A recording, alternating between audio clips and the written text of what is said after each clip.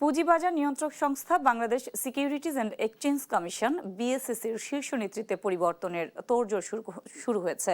এ লক্ষ্যেই সংশোধন করা হয়েছে বিএসইসি আইন। দীর্ঘদিন স্থবির থাকা পুঁজিবাজারে গতি ফেরাতে বেসরকারি খাত থেকে অভিজ্ঞ নেতৃত্ব আনার আলোচনা চলছে। সংশ্লিষ্টরা বলছেন, দক্ষ অভিজ্ঞ নেতৃত্বই পারে আস্থা ফিরিয়ে আনতে।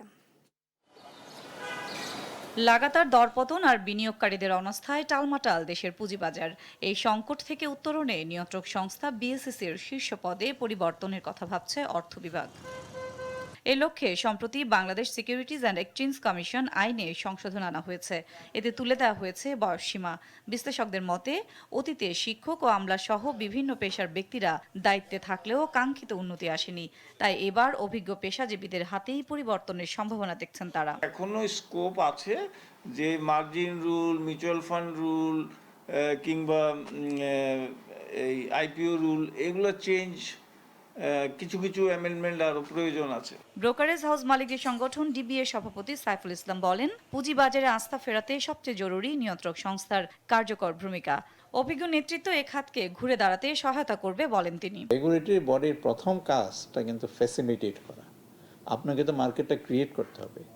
আমাদের যে size of economy, size of population, সেখানে সেটার কম্প্যারিজন আমরা যদি বলি তাহলে পুঁজিবাজার ইজ নোওয়্যার।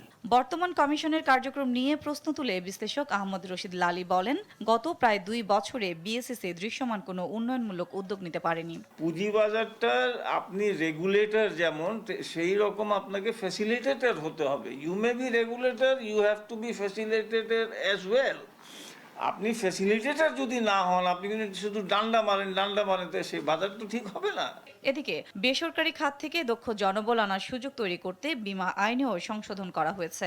এর ফলে বয়সসীমা ছাড়াই অভিজ্ঞ ব্যক্তিদের নিয়োগ দেওয়ার সুযোগ পাচ্ছে সরকার। সাদিয়া লাবনী, দেশ টিভি, ঢাকা।